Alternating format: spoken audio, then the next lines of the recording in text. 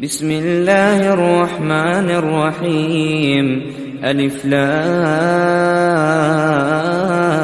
را. تلك آيات الكتاب وقرآن مبين. ربما يود الذين كفروا لو كانوا مسلمين. ذرهم يأكلوا ويتمتعوا ويلههم الأمل فسوف يعلمون.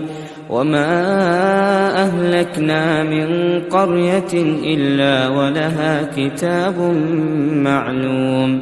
ما تسبق من أمة أجلها وما يستأخرون. وقالوا يا أيها الذي نزل عليه الذكر إنك لمجنون. لو ما تأتينا بالملائكة إن كنت من الصادقين. ما ننزل الملائكة إلا بالحق وما كانوا إذا منظرين. إنا نحن نزلنا الذكر وإنا له لحافظون. ولقد أرسلنا من قبلك في شيع الأولين. وما يأتيهم من رسول إلا كانوا به يستهزئون. كذلك نسلكه في قلوب المجرمين. لا يؤمنون به وقد خلت سنة الأولين. ولو فتحنا عليهم بابا من السماء فظلوا فيه يعرجون لقالوا إنما سكرت أبصارنا بل نحن قوم مسحورون.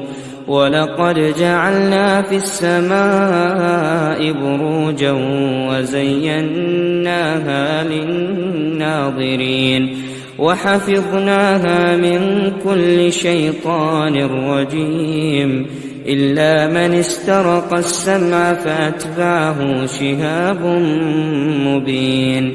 والأرض مددناها وألقينا فيها رواسي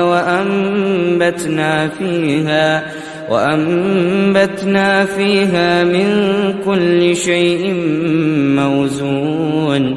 وجعلنا لكم فيها معايش ومن لستم له برازقين. وإن من شيء إلا عندنا خزائنه وما ننزله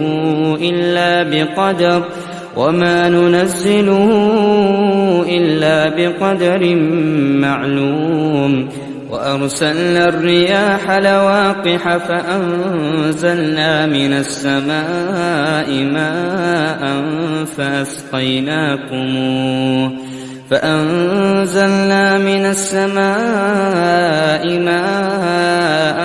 فأسقيناكموه وما أنتم له بخازنين. وإنا لنحن نحيي ونميت ونحن الوارثون. ولقد علمنا المستقدمين منكم ولقد علمنا المستأخرين. وإن ربك هو يحشرهم إنه حكيم عليم.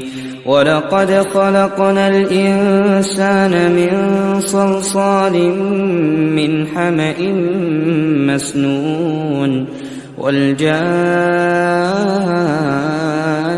خلقناه من قبل من نار السموم. وإذ قال ربك للملائكة إني خالق بشرا من صلصال من حمأ مسنون.